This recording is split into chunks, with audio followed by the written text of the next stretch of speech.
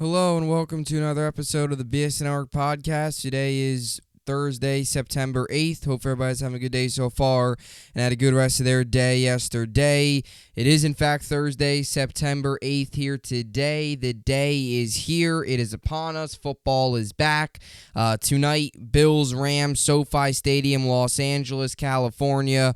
Going to be a lot of fun, or more Inglewood, California, I guess, whatever you want to call it. It's going to be a ton of fun. It's going to be an exciting game. Really pumped up for it. Very exciting night of sports tonight, as you got baseball and football on tonight. Yes, I'm saying that. Baseball and NFL football. The wait is over. Football is upon us. It is no longer days. It is no longer weeks or months. It is hours, just hours away, about 4.5 hours out from kickoff between Bills and the Rams at SoFi Stadium. So looking forward to that. Obviously, if you're a Yankee and a Met fan today, you feel pretty good. Mets sweep the doubleheader yesterday. Yankees sweep the doubleheader yesterday as well. So little by little, Yankees and Mets found ways to win over the past, over yesterday. Even with the recent struggles, Yankees today will go for the series sweep. Mets will go. The Mets obviously got the series win yesterday against the Pirates, so they'll have a day off today before they head to Miami for a 3-game set starting tomorrow. And for a Yankee team, it's good that they're starting to win some of these games, because a lot of these games have just been really poor. Yesterday had the big, the extra inning game that finally ended with a walk off by Oswaldo Cabrera. Peraza played well. IKF had a grand slam. So it was a good day of baseball. Yes, it was 21 innings. Yes, it was a long day. Garrett Cole struck out 14, but there was a lot of highlights. There was a lot of positives. And the Yankees, yes, it seems weird because you had the game Monday, you had a day off Tuesday, and you had the 2 games yesterday, and it feels like Monday's game was forever ago. Yes, it feels weird, but they go for the series sweep today, and that's the reality. And you sweep the series today, you continue to get a little bit more cushion on Tampa. Now that series going into tomorrow against Tampa, it maybe isn't that big, and it might not be as costly if you lose those games. So Yankees starting to add a little bit of cushion. Mets get the job done yesterday, much needed after the Braves tied them in first place. So Mets will have a day off today. They'll be back in action tomorrow for a 3-game set in Miami. Yankees will be back in action today. Final game of a 4-game set against Minnesota, as they will look to wrap up the series on a high note, go for the series sweep, and welcome Tampa to the stadium starting tomorrow for a 3-game weekend series at Yankee Stadium. All right, so with that being said, let's get to the topics for today's podcast. So a lot to get to today on the pod.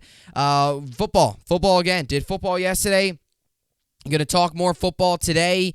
And going to talk more football tomorrow. It's that time of year. We're in that week now where we're 3 days away from the first Sunday. We are now just hours away from kickoff to the season. So a lot of excitement, a lot of things to look forward to. We're going to start things off with the Nfc West Projections. I'm going to close out my projections of the standings. Yesterday I did the AFC West. Today we will finish it off with my NFC West Projections, and I will give you the floor, ceiling, and prediction for each of the teams, standings, and tell you who my final 2 playoff teams are in the NFC, because I have 2 coming out of the NFC West, so we'll get to that.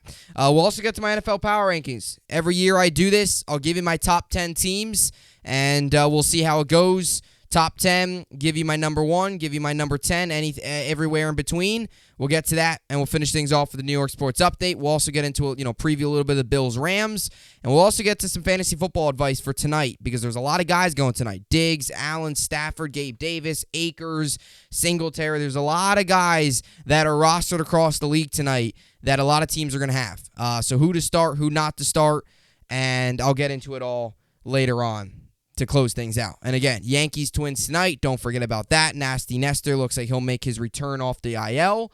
And Mets have a day off. So with all that being said, a lot to get to here on the program. What do you want to call this? A football Thursday, and then tomorrow's a football Friday? Sounds good to me. So with all that being said, this is the BSN Sports Podcast, and let's get into it. So today I'm going to close it out. As the season starts, I'm going to close out my projections for the 2022 NFL season as we get ready, again, just hours away from kickoff now, and that's the greatest thing you could say. It's no longer days, it's no longer weeks or months or, however long, it's just hours now away from the Bills-Rams kickoff at SoFi Stadium in California, so looking forward to that. And today we're going to get to the NFC West. So yesterday I did the AFC West. Today we'll wrap it up with the NFC West. This has been a week long where every day I went to a different division, started all the way with the AFC East, went all the way down. Now we're at the NFC West, and here we go. So, close it out. 2 teams I have coming out of this division. I have 2 teams coming out of this division in the postseason, which will close out 7 teams. I already have my 7 teams in the AFC. That's the Bills, the Bengals, the Ravens, the Colts, the Raiders, the Chiefs, and the Chargers. And my 7 teams in the NFC right now, or my 5 teams in the NFC right now, are the Eagles, Cowboys, Vikings, Packers, and Bucks. And I got 2 teams coming out of the NFC West. So let's get into it. So last year in the NFC West, Rams were number 1. They finished in first at 12-5. Obviously went on to beat the Bengals in the Super Bowl as they won it all. Cardinals came in second at 11-6. Niners came in third at 10-7. And the Seahawks came in last. And also that was Russell Wilson's last year with Seattle at 7-10. So the Rams, Cardinals, Niners all made the postseason. Obviously Cardinals lost to the Rams and the Niners lost to the Rams as well. So it's pretty funny. Cardinals lost to the Rams and the Niners lost to the Rams. So both those teams lost to L.A. in the postseason last year. The Rams were just tart. If Jaquiski Tart catches that ball, catches that interception, Niners are going to the Super Bowl. We're talking to maybe about a little bit of a different outcome today. So that's kind of how it went. So it's funny to see the Rams. They really dominated the division, quite literally, because they knocked Arizona and they knocked San Francisco both out of the playoffs last year. The only team not to make it was Seattle. So I have 2 teams making it. Not 3, but I got 2. So let's start it off. Rams are my first place team. Okay, I don't think this is a surprise. They're the reigning Super Bowl champions. I know there's people out there that always try to stir the pot and say, oh, well, hangover. No, they're going to be good. Really, the main piece that they lost was Odell Beckham. They gained Allen Robinson, so they kind of replaced him, although, I know he was slot. You have Tyler Higbee at tight end. You're going to get Cam Akers, who you didn't have much of last season due to his injury. I think, what was it, a torn Achilles, which he ended up coming back later in the year and played a little bit in the postseason. You're going to have him now for a full season. You have Cooper Kupp coming off of it, not just a big year for Cooper Kupp, but a historic season. You have Matt Stafford. You have Allen Robinson, and you have Van Jefferson, who's young and continuing to get better. And, oh, yeah, you got Aaron Donald on defense. You got Jalen Ramsey in the secondary. This team's stacked. There's a ton of talent. Sean McVay is a well-respected coach. They're a very good team. I don't have to say much about the Rams. I don't see a hangover coming. I don't see a potential struggle coming where they're going to not play well. But what I do see is a team that's going to be right in the mix of it again. And I see a team that is going to be, I see a team that's going to do big things again this year, be in the conversation in the NFC. NFC, they're the best team in the NFC, I think, right now. I think they are. You could say, Packers, you could say Denver, or not Denver. You could say Philly, you could say Tampa, but, all those teams have a couple questions. Like the Rams are a very complete roster. Maybe their only question would be a little bit on the offensive line, but even that's not a huge question. They did lose Whitworth, but to retirement. But other than that, they're good to go. So Rams are a very good team, and they didn't lose much. That's another thing too. And you saw that with Tampa too. It doesn't. I don't always like to use that word. Even if they didn't lose a ton of pieces after the Super Bowl, like they didn't. But it's not like Aaron Donald retired, which was rumors, but. It's not like a team that lost a ton after they won the Super Bowl. No, they lost Beckham, but he's replaced. He's not your number 1 receiver. It'd be one thing if you lost Cooper Kupp.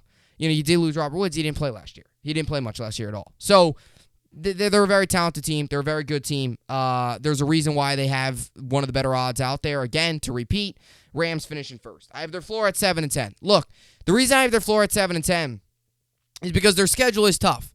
Now, it's the Rams. But if they start to struggle a little bit, they could get to the 7-10 mark, and that could be a struggle for them. I don't foresee it happening. Again, that's your team's floor.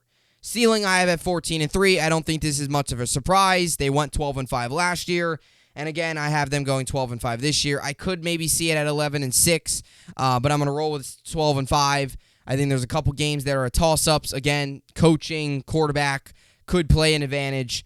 So give me the Rams finishing in first at 12-5. So it was funny about this division because it was obvious of who's going to finish in first, and it's obvious of who's going to finish in last. My biggest struggle was who's in second and who's in third. Well, I got your answer. Number 2, second place, I have the San Francisco 49ers. And I will tell you this. I looked at the schedules for each team. I looked at the Niners schedule, and I looked at the Cardinals schedule. And I said to myself, originally I was going to put the Cardinals at number 2 at second place and have San Francisco missing the postseason. I like San Francisco a lot. I think they have a lot of talent. They're relying on a rookie quarterback. There's going to be growing pains. There's going to be a little bit of concerns. There's going to be moments where you kind of scratch your head. He's going to make rookie mistakes. So anytime you're throwing a rookie quarterback out there, as a team, you always have to be kind of prepared for those struggles. And that's why I have that's why I have San Francisco's floor so low. I actually have it at 5-12 because that's if Trey Lance struggles and he kind of has a bumpy rookie year, which is possible. He's a rookie. I mean, I know he's a second player, but he didn't play much last year. This is his first full season. So he could either skyrocket and play like Mahomes did, and he can get the team to 12-5, which I have at their ceiling, and I have him finishing 10-7. Here's my thing, though. Here is where I made the decision to put San Francisco number 2. Also, I think the talent, I think roster talent is also some of it. I think, the Niners have a better running game. I know James Conner with Arizona, but I like the Niners run game. It's the receiving core, though. Look at the Cardinals receiving core right now without Hopkins, who's suspended. First 6 weeks. Look at the teams Arizona's got to play the first 6 weeks of the season. Kansas City, on the road against the Raiders, Rams, Panthers, but then it's the Eagles. 4 of your first 6 games without your number 1 receiver. You're going up against Kansas City, Vegas, LA, or the Rams, and then Philly. Those are 4 of your first 6 games. And the Panthers mixed in too, who, if Baker Mayfield's on fire, you might lose that game. That's on the road. So you can make the argument 4 very tough games, 1 game that might not go your way if you can't move the ball, and Seattle you should beat. Seattle's going to be terrible this year, and I'll talk about them in a second here. I have them finishing last. So that's what separated me from San Francisco and Arizona. Was San Francisco, they got a little bit more talent. They don't got guys suspended. They got a promising quarterback, not saying Kyler Murray's not good. But the big thing with me was looking at that Cardinals schedule, knowing they're not going to have Hopkins the first couple weeks. Kyler Murray's going to have to rely on Rondale Moore to be his number 1 receiver. Zach Ertz to turn back the clock and turn to the Zach Ertz he once was. They're going to have rely on that defense stopping Patrick Mahomes. They're going to have to rely on the defense stopping Matt Stafford. They're going to have to find a way to work around Aaron Donald going after Kyler Murray every play. They're going to have to find a way to stop Devontae Adams. They don't have the pieces for that. They don't. And nor do they have the receiving core. Jalen Ramsey, what is he going to be on? Rondale Moore? That's an easy assignment for Jalen Ramsey. Nothing against Rondale Moore, but Jalen Ramsey's elite. Right? So that's what has separated me. But back a little bit to the 49ers here. Look, again, I like their offense. I like Shanahan, all that stuff. They have a lot of good pieces. They got Elijah Mitchell, obviously led by Trey Lance, Deebo Samuel, Brandon Ayuk, 2 very good receivers. You have George Kittle at tight end. I mean, that's about as best as you could get. You have a good offensive line, Trent Williams, you got a solid O-line. You go to the defense, and their defense is solid as well. Look at it, Fred Warner, Ward in the secondary, Javon Kinlaw, who you're hoping to make a little bit more of a jump, Arik Armstead. Very good defense. Very good. My only concern with San Francisco, and I'll continue to say this, is if they're going to struggle, their season's going to go however Trey Lance plays. That's how it is. And then maybe that's just a basic statement because a lot of teams it is. If your quarterback struggles, your team most likely is going to struggle, although that's not always the case, but 90% of the time it's the case. If Trey Lance struggles and he goes through growing pains, this Niner team's going to struggle. So I have the Niners finishing in second, but I have their floor at 5-12. And again, I have it at 5-12. It could be 6-11. Maybe 5-12 is a little harsh, but I have it at 5-12 because, again, look at the Jets last year, won 4 games. Look at the Jaguars last year, they won 3 games. And I know it's completely different situations, different, Shanahan's not a first-year coach. You're not, it's not Urban Meyer, but just look at the other rookies last year. Look around the league. I mean, Josh Allen's first year, right? A lot of guys first year struggle. Here's my thing with Trey Lance, though, and I have their ceiling at 12-5. Here's my thing with Trey Lance. He sat the majority of the first season, learned a lot, and took a lot of knowledge. I think he's going to do well. He's got the weapons. He knows the offense. Not saying he's going to be Patrick Mahomes, but look what it did to Patrick Mahomes. He sat the first year behind Alex Smith. Year 2 goes on, dominates. Year 3 wins the Super Bowl. Year 4 makes it to the Super Bowl. Year 5 loses last year, but now, he's unbelievable. He's he's the best quarterback in all football, right? Trey Lance, I think that's going to be very beneficial. And I think you're going to see that early on, where he's going to play well because he was able to sit a year. So I do believe in Trey Lance. Prediction 10-7. I have them finishing at 10-7. Again, they got a very good coach. Jimmy Garoppolo came through there, did well. Trey Lance gonna do well, I think. He had that valuable year, but again, just know this: if he struggles, the team's gonna struggle. You're gonna, it could be a 5-6 win team if he goes through those growing pains in that bumpy rookie year.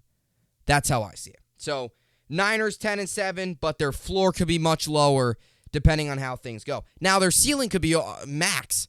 I mean, if he plays like Dak Prescott did in his rookie year, or if Patrick Mahomes did, they could get to 12-13 wins and possibly win a division. Do I see that happening? No, just because of the Rams are so good and they have a lot of good talent on their schedule. But I have them at 10-7, finishing in second and making the postseason. Third place, I have the Cardinals. I said it. I talked about it earlier. Look at their receiving core the first couple weeks. I mean, it's done. People still have questions about Kyler Murray. He's going to be without Hopkins. He has Zach Ertz, sure, but Zach Ertz is not in his prime anymore. He's not the same player he once was. He's going to have Rondell Moore. That's great. Who else? Nobody else. They got rid of, Kirk obviously no longer with them. He's now in Jacksonville. You do have a run game with James Conner. Your defense is very questionable. They're set up to not have a great year. I don't see it. If Hopkins wasn't suspended, I would sit here and probably tell you Arizona is going to be a playoff team. And I'm not saying just the reason Hopkins is out. I'm not saying all that. I'm just saying because you remove him, and I mean, Kyler Murray's good, but you don't really know what he's going to be like without Hopkins. I mean, you don't. And I think there's a lot of concerns that he's not going to be the quarterback everyone expects him to be without DeAndre Hopkins. And look at that schedule. The Raiders, the Rams, Chiefs. Who else is on there? There's another team that's really good. Eagles. All of those teams, very talented offensively and defensively. Kansas City maybe not as talented as the others, but very, very good teams. Who's Kyler Murray going to throw to? If Jalen Ramsey's on Rondell Moore, who's Kyler Murray going to throw to? And even when Jalen Ramsey goes up against DeAndre Hopkins, that's a tough matchup for Hopkins. So just the season, I think there's a good chance when Hopkinson comes back, they're a 1-5 team. There's a real possibility. Then what? Now you got people wanting to Kingsbury to be fired. You wonder if team players start to lose trust in him, lose trust in Kyler. You wonder if Hopkins comes back and doesn't get the targets. I think it's going to be a mess. So I have the Cardinals finishing in third. Their floor at 5-12. I think their floor is 5-12 because again, if they just can't win even with Hopkins, if they continue to struggle with Hopkins, ceiling at 10-7. Look, if they find a way to win a couple games early and when Hopkins comes back, they take off, maybe they could get to the 10-win mark. I don't foresee it, and I have them finishing 7-10. Again, I don't think they're going to be a 3-win team, but a 10-7 team for when you're paying your quarterback the amount of money they're paying him, when you're supposed to have the talent that they have, a 7-10 season would be pretty disappointing, especially after winning 11 games last year and finishing in second. So I have the Cardinals finishing in third at 7-10. And I think this is as easy as it gets. Finishing last, I have the Seahawks. They don't have a quarterback. Not much else I have to say. Defense, they lost many pieces over these past couple years. It's clear they're rebuilding. It's clear they're really not full in on winning. Wagner gone. All the days of the old Legion of Boom's all gone. Sure, you still got Jamal Adams, but they're just not good. They're not talented enough. You got DK Metcalf and guys like that and Tyler Lockett. Yeah, you have those pieces, and you have Noah Fant, who's your quarterback. Your running back's Rashad Penny. You got Kenneth Walker at Michigan State, but your running back's not good. Here is how I see it.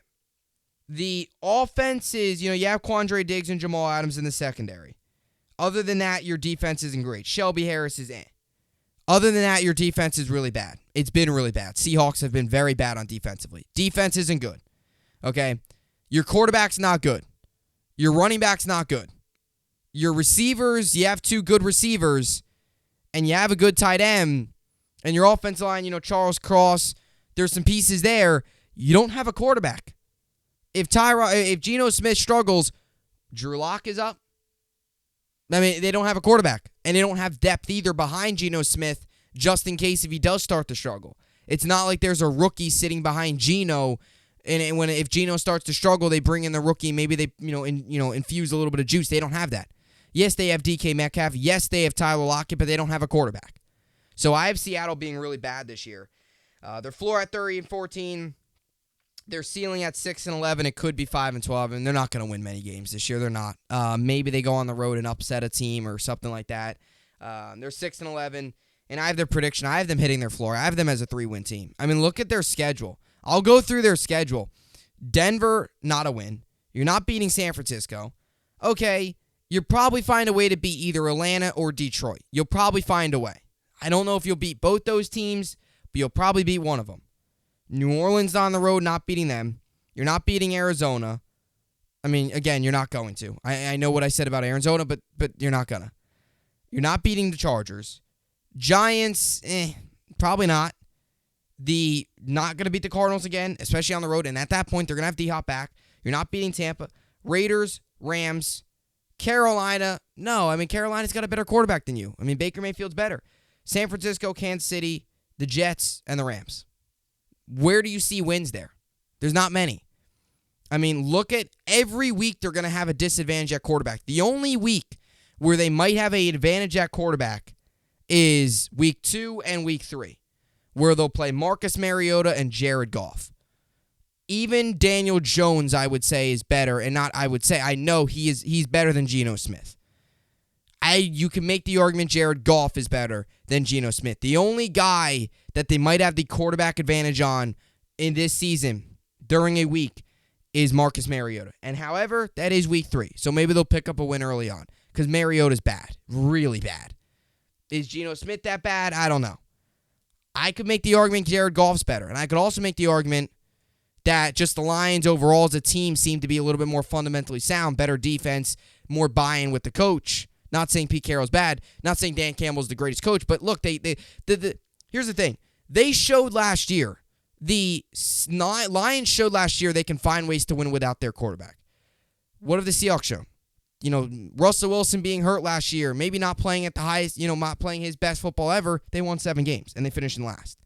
So Seattle finishing last. I have their floor at 3-14, and I have Seattle hitting their floor. I think their only wins I had them getting was against Atlanta, Detroit, and then I don't even know. Was it the Giants? I don't think it was the Giants. Was it Carolina? Or somebody like that? I don't know. I had them at 3 wins. Look, it's football. They're going to win a game or 2. They're not going to go on 17. I don't think so. But they're not going to win 10 games either. So, 3-14, Seahawks finishing last. And I have the Rams and 49ers making the playoffs. And in this division, there's going to be a lot of drama because I think going into the offseason, you're going to have a lot of questions around the coach and the quarterback in Arizona, even though they just signed Kyler Murray to that massive extension. And I think in Seattle, you wonder what Pete Carroll's future is after this year, and you wonder where they go with the right wide receiver. You wonder how DK Metcalf feels after this year if he doesn't get the numbers that he wants. All those things are serious questions. So it's like this division, it's like 1 and 2 in the postseason, and when they're in, it's like the 3 and 4 teams are going to be dealing with a whole lot of garbage. That's how I see it. So again, Rams finishing in first at 12-5, Niners in second at 10-7, Cardinals in third at 7-10, and the Seahawks finishing in last at 3-14, and the Rams and 49ers will make the playoffs. And with that being said, that has concluded my division projections. I have done each division. AFC East, NFC East, AFC North, NFC North, AFC South, NFC South, AFC West, and the NFC West. My 7 teams in the AFC: Bills, Bengals, Ravens, Colts, Chargers, Chiefs, Raiders. And my 7 teams in the NFC: Eagles, Cowboys, Packers, Vikings, Buccaneers, Rams, and Niners. Those are my 14 teams, 7 in each conference, making the postseason this year in the NFL. And let's see how it all plays out. So that will do it for my predictions. And one more thing here to close out today's podcast, as then we'll get to fantasy. My power rankings, as my thing falls here. My power rankings. So I do this every year. Baseball, basketball, all that stuff. Hockey, football, all that good stuff. Do it every year. I'm going to give you my power rankings. Going to give you my top 10 teams. And we'll get into it here and start things off. So, again, I'm not doing all 32. I've always thought of it, but it just takes up too much time. So, not going to do all 32. Going to give you my power rankings, number 10 all the way to 1. We'll start with 10, and we'll finish out with 1. Then we'll get to fantasy baseball or fantasy football, fantasy baseball as well, and all that good stuff to close it out. So, here we go. Starting at number 10, I got San Francisco. And I've talked about them here with the Niners. I've talked about them a lot already today on the podcast. They got Trey Lance. They got he's coming off of the year where he where he sat behind Garoppolo. Had a good preseason. There was a lot of promising things. Shanahan likes him. They gave him the keys to him. He's the guy. He's the guy in San Francisco. He's the future. They gave him weapons. Brandon Ayuk, Deebo Samuel, George Kittle, good running back, good offensive line, good coach. Everything is working in San Francisco. They gave Trey Lance everything he needed. Now he needs to play at the high level. They have a good defense. Obviously, Bosa. They just have a phenomenal defense. Very good pieces. Arik Armstead, Bosa, Fred Warner.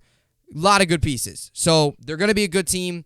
Again, the big thing is Trey Lance. I think there's going to be moments this year where he does make a rookie mistake or two. And that's why I don't think they're going to be a 12-13 win team. Some people think that. I don't think they're going to be that good. But I do think they're going to be a 10-win team. Because I think Trey Lance sitting last year was very beneficial. And a team that, isn't quite up there with some of these others. But definitely still a good team to look out for. Number 9, I got the Vikings. And I know a lot of people might be surprised by this. Look, I have the Vikings finishing right behind the Packers in the South. New head coach. You have a very good offense. A solid defense. They have all the pieces. The big thing now is it's never been a lack of talent. It's always just been do they have the coach, play calling, all that stuff. And for Kirk Cousins, winning a couple primetime games, right?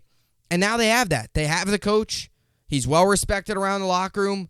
Players will like him a lot. They have all the pieces. Justin Jefferson, Adam Thielen, KJ Osborne, Dalvin Cook, good offensive line, good quarterback, all the pieces. They got Irv Smith Jr., who they are very high on to replace Tyler Conklin, who obviously went over to the Jets this year, which I'm really looking forward to.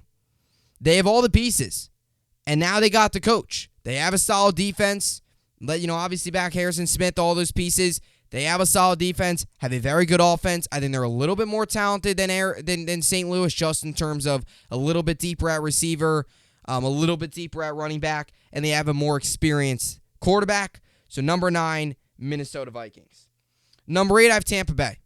Look, they got a good receiving core. Leonard Fournette's a lot of people believe is going to have a breakout year.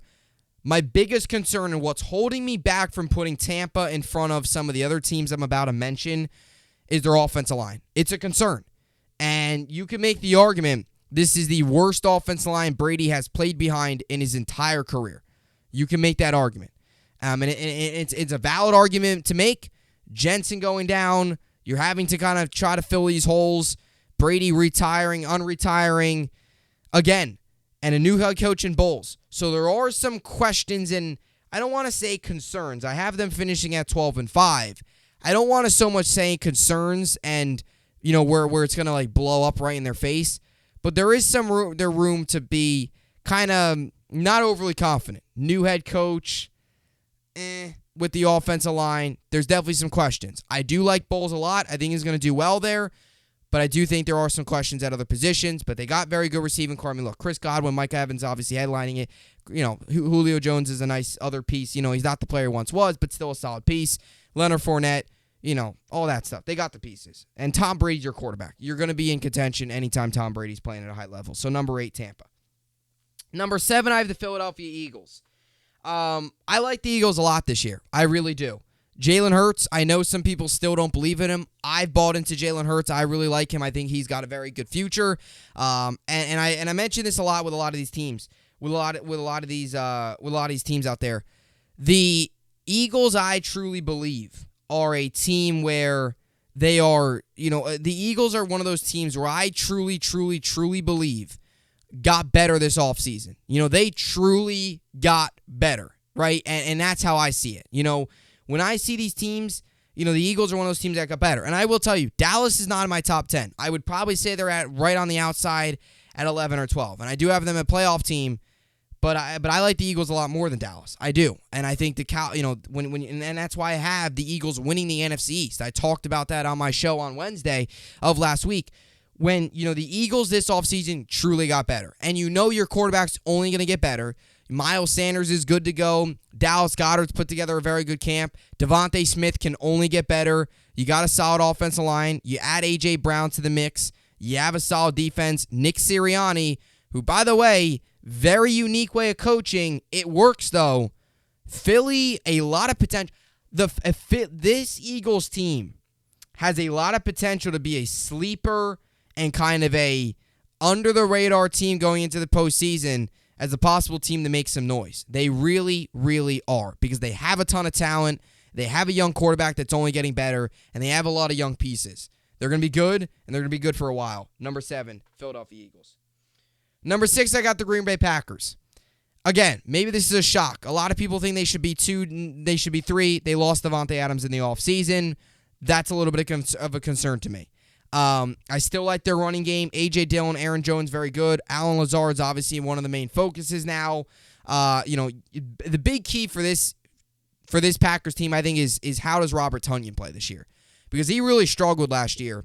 And if the Cowboys want to try to, or the Packers want to try to make up for that loss, Robert Tonyan needs to play a big role. That's how I truly see it. You know how I feel. They got a good secondary. They got a good defense. Jair Alexander, all those pieces. They got a good defense. My biggest issue is they don't have that true number 1 receiver. As I drop my thing again here. Jeez. They don't have that true number 1 receiver. And, they're going to have to rely a little bit more on that tight end. They're going to have to rely a little bit more on a guy like an Al Lazard, right? Those are pieces that you have to rely on more. Run game is going to be big. And I think it's crucial that they have those 2 good running backs in A.J. Dillon and Aaron Jones. And Aaron Jones is good out of the backfield, too, at passing. Similar to what I said about Tampa. Yes, there are some room to be a little bit concerned. Maybe, some of the health, Tampa with the health of the offensive line, Green Bay with the receiving core. Again, Tom Brady as the quarterback, Aaron Rodgers as the quarterback. Okay, Aaron Rodgers has had his fair share of games where he's had limited to no targets or limited to no receivers around him, and he's made it work. He's going to make it work again. Is he going to be as lethal? Are they going to win the Super Bowl? I don't think so. They haven't won one with Devontae Adams. I don't think they will win one without. But it's not like Rodgers is all of a sudden going to have this massive down year. I don't think that's going to happen. He's going to make it work. He still has some pieces around him. Now, if you told me offensive line was an issue, they didn't have a very good run game, and their receiving core was an absolute mess, I would sit here and say, all right, there's concern. But they have some pieces there that could make some noise, not as much as Adams, but could be solid, at least for the time being, until they figure something else out. So, number 6, I got Green Bay. Number 5, Kansas City. And maybe this is a shock. This is where people are probably going to get kind of interesting with the way I did this. Kansas City at number 5. Similar to Green Bay. You are losing Tyreek Hill. And you do have McCole Hardman. You do have Juju, Sky Moore, a couple of those pieces. You're relying a lot on Travis Kelce this year. Offensive line still very solid. Clyde Edwards-Helaire as your running back. You still have a lot of good pieces. But Tyreek Hill is a big loss. And I think you're going to see this year a lot more teams put a lot more attention on Travis Kelce, which is going to put Mahomes into a situation to really spread the ball out, get the ball out to different guys. I think Sky Moore is an X factor for this team because if he develops and plays the way he does, he might be able to become a number 1 receiver down the road. Their defense isn't great. That's my one concern. Obviously, losing Tyrann Mathieu. They do have Chris Jones, Reed in the secondary as well. They don't have a phenomenal defense. They have some pieces. But again, Bucks, Tom Brady, Packers, Aaron Rodgers. You see a common theme here. Patrick Mahomes is a top 5 quarterback. I still have the Chiefs at a top 5 team. Do I think they win the Super Bowl this year? I probably would say no. But do I think they're going to be in the conversation? Yes. Is maybe one of these guys kind of jump up out of the middle of nowhere and have a big season? It's definitely possible. It's Patrick Mahomes. He's going to play at a high level. They have a good running game. They got the pieces, right? I mean, they have solid pieces. It's not like everything's a mess. They still have solid pieces. You still got Travis Kelce, and I still like the Bills as a top 5 team. Number 5, or the Chiefs, rather, as a top 5 team. Number 4, I have the Bengals. And you can come at me right now if you'd like. I like Cincinnati. I do. Super Bowl last year, took down Kansas City in the playoffs. They're only getting better because they're young, and young guys can only improve, really. It seems that way. And oh yeah, by the way, their biggest weakness, well, they fixed that in their offensive line. This team brings a lot. I mean, they got a very good receiving core. They got, obviously they lost Uzomah, but they have a very good running back room. Their biggest issue, and I talk of this often, which team got better this offseason? Was it Cincinnati or was it Kansas City? Kansas City regressed a little bit. Cincinnati got better.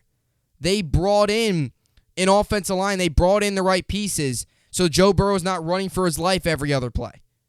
They have a solid defense. I know there's some issue, maybe some questions with Jesse Bates, but Trey Hendrickson.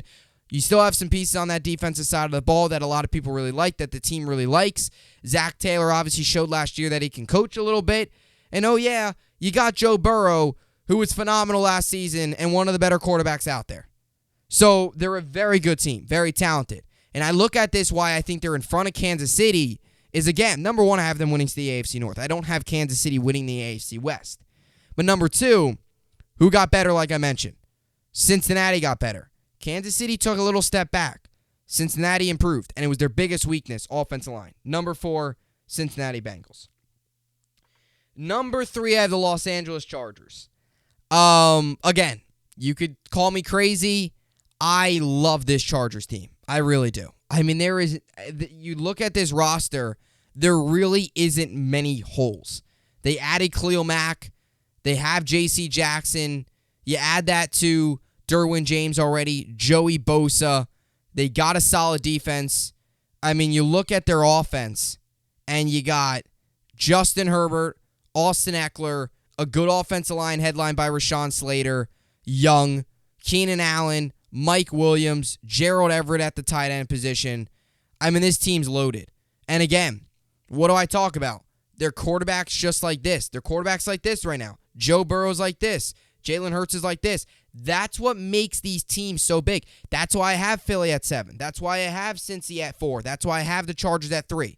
They all got these improving quarterbacks. And even San Fran at number 10. Because I think there's a lot of hope and promise for Trey Lance.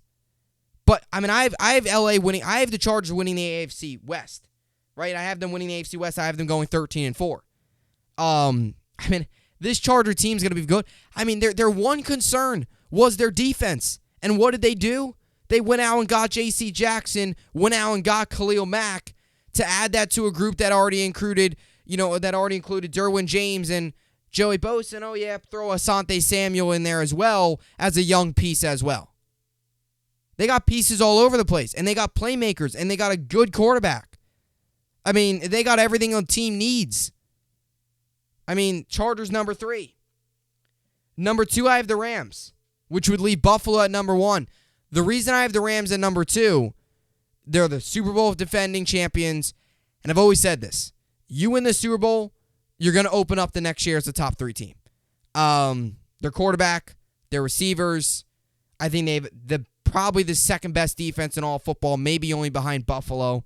You can make the argument they have the best. Tampa, Buffalo, LA, those 3 teams are kind of the elite teams. Colts as well, they have a pretty solid defense as well.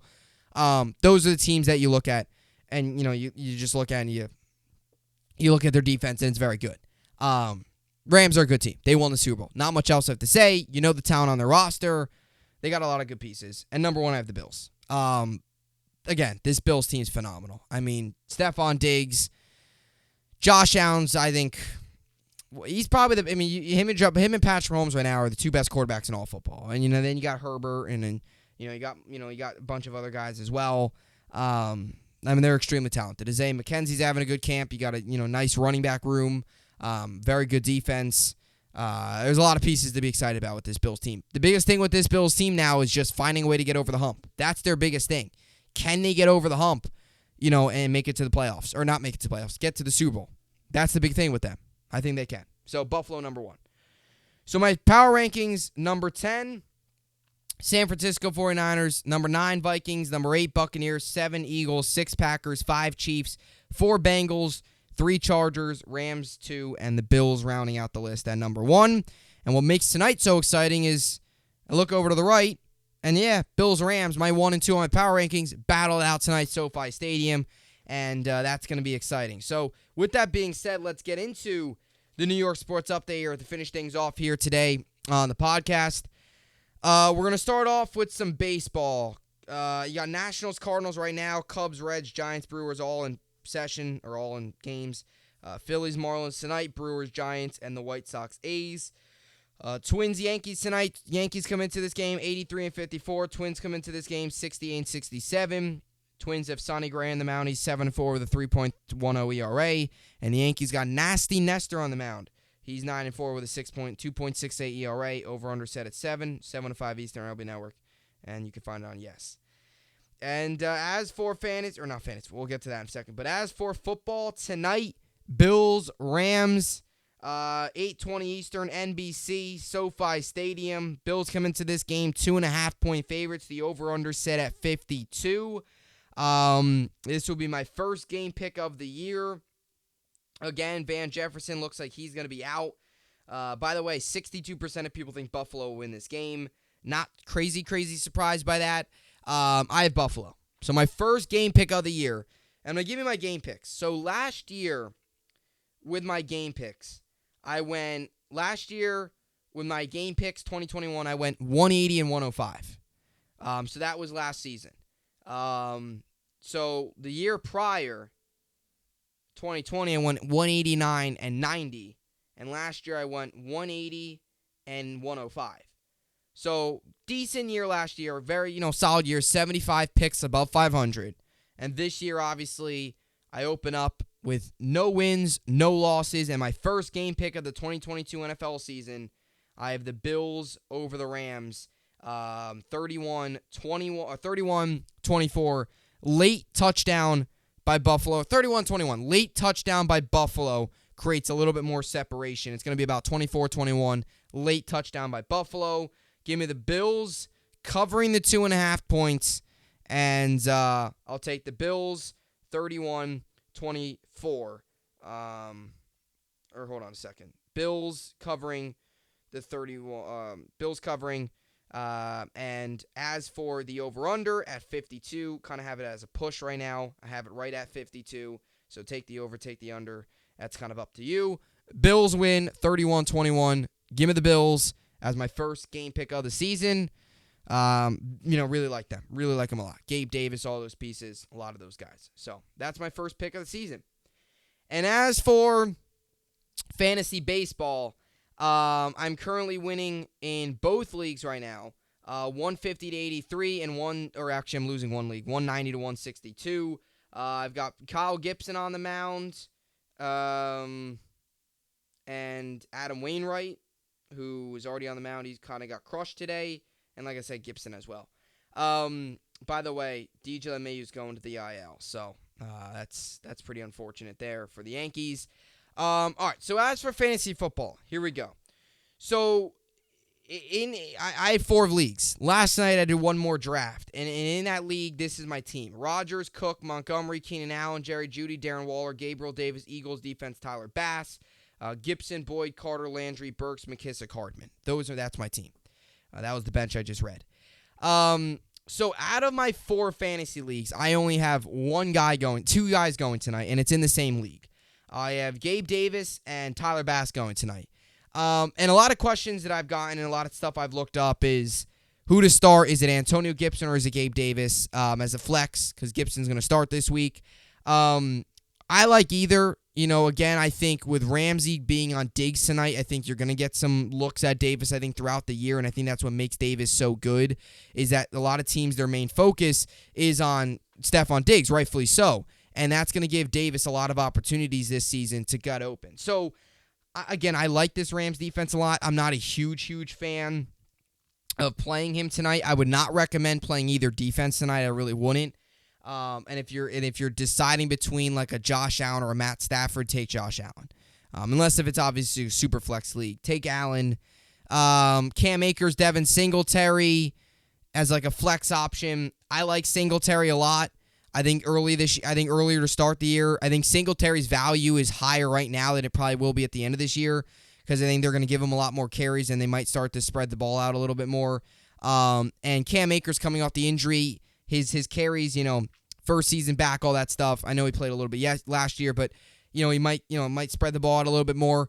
I also think just Singletary might be a little bit better, personally. Like a Diggs, if you have Diggs and Cooper Kupp, that's a tough decision. You put one of them at flex without doubt.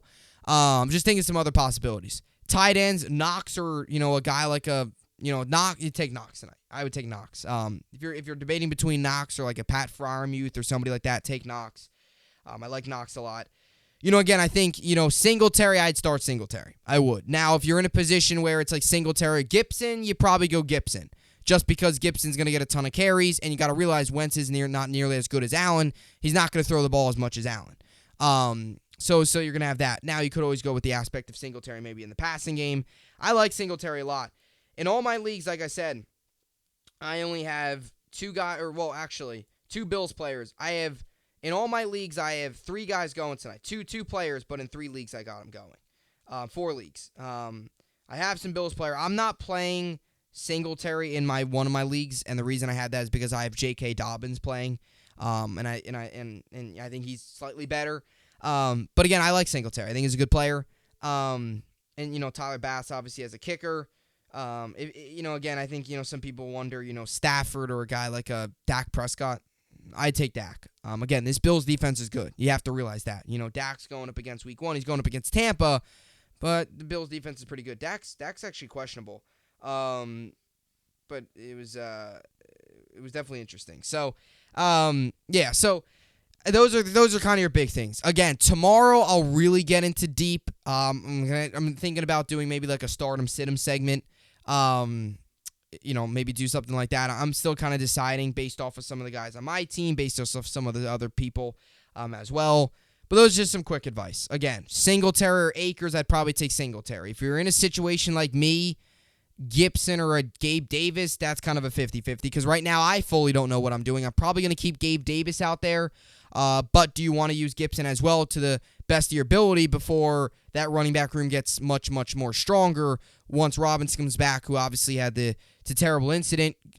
Good thing he's healthy and okay and he's recovering, but once he comes back, Gibson's not nearly going to be as much of a player. He's going to be solid, but then you're looking at like kind of a 3-headed monster in that running back room as opposed to Gibson and a McKissick.